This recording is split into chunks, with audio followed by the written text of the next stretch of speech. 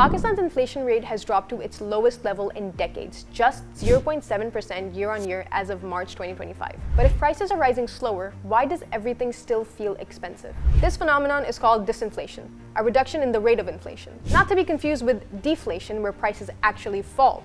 Disinflation simply means that prices are rising more slowly than before. On paper, that sounds like good news, but for most Pakistanis, it's not translating into relief. Let's rewind. In 2020, inflation stood at 8.6%. By mid-2023, it had soared to 38%, the highest on record. This spike was driven by supply chain disruptions, political instability, external debt pressures, and soaring global commodity prices. Electricity, food, and fuel costs played a major role. In June 2022, for example, consumer prices jumped 6.3% in just 1 month, 81% of which came from those three sectors alone. By the end of 2023, the rupee had dropped from 226 to around 282 per US dollar, making imports, particularly energy and food, even more expensive. So how did we get from 38% to 0.7%? Analysts point to a mix of domestic and global factors.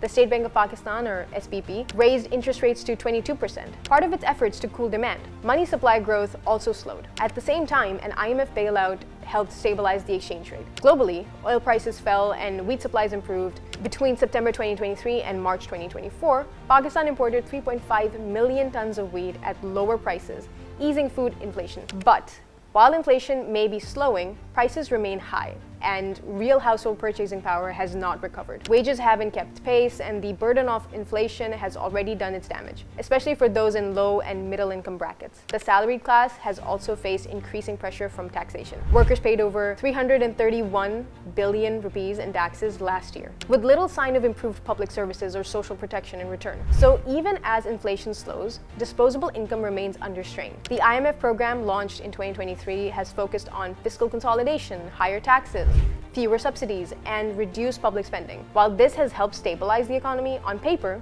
it has also made life harder for vulnerable households. Pakistan is not alone in facing these challenges. In Turkey, inflation peaked at 75% in 2024 and still remains above 40% today. Loose fiscal policy, wage hikes, and delayed interest rate action have kept inflation persistently high. In Egypt, a 40% currency depreciation in 2024 drove up the cost of food and fuel, essentials that dominate household budgets. So while global trends matter, Pakistan's issues are largely internal, from structural weaknesses to policy delays. Poverty now affects 40% of the population, and essentials like food still take up a large share of household income. Disinflation makes for great headlines, but it doesn't mean things are actually getting better. Without improvements in wages, employment, and public services, the impact of high inflation lingers. Going forward, Pakistan needs more than temporary fixes. It needs long-term strategies focused on boosting domestic production, creating sustainable jobs, reforming the tax system, investing in social safety nets, and addressing climate-related risks that threaten agriculture and industry.